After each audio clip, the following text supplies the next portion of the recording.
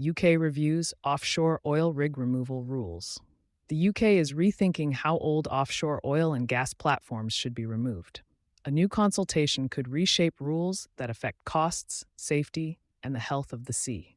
At the moment, most unused oil rigs and pipelines must be taken out completely. In certain cases, companies can apply for an exception that allows them to leave behind the heaviest parts, such as steel bases or concrete structures. These exceptions are known as derogations, and they have been part of international policy since the late 1990s. The government now wants to tighten the way these requests are handled.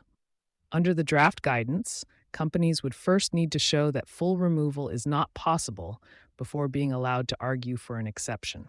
This makes full removal the starting point, not just one option among many. The consultation also raises a major change to how structures are cut. Since the 1980s, operators have been told to cut steel supports 3 meters below the seabed to avoid risks to fishing. Regulators say that with modern fishing equipment and accurate navigational charts, this precaution may no longer be necessary. Instead, cutting many structures at seabed level could lower costs and remove some of the technical barriers to full removal. These changes matter for more than just the oil industry. What happens to old rigs has direct consequences for marine life, for fishing communities, and for the public purse.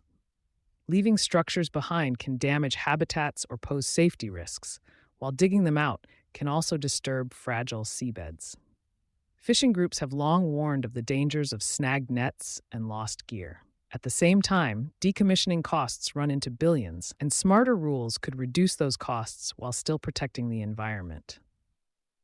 The draft also pushes industry to invest in new technology, which could bring long-term benefits in safety and innovation. The Offshore Petroleum Regulator for Environment and Decommissioning, OPRED, is running the consultation on behalf of the UK government. Because the country is bound by the OSPAR Convention, an international treaty that protects the Northeast Atlantic, the guidance also reflects wider obligations to protect marine ecosystems. Anyone can respond, from oil companies and environmental organizations to fishing groups and members of the public. The consultation closes on October 31st, 2025, and final guidance is expected in the spring of 2026.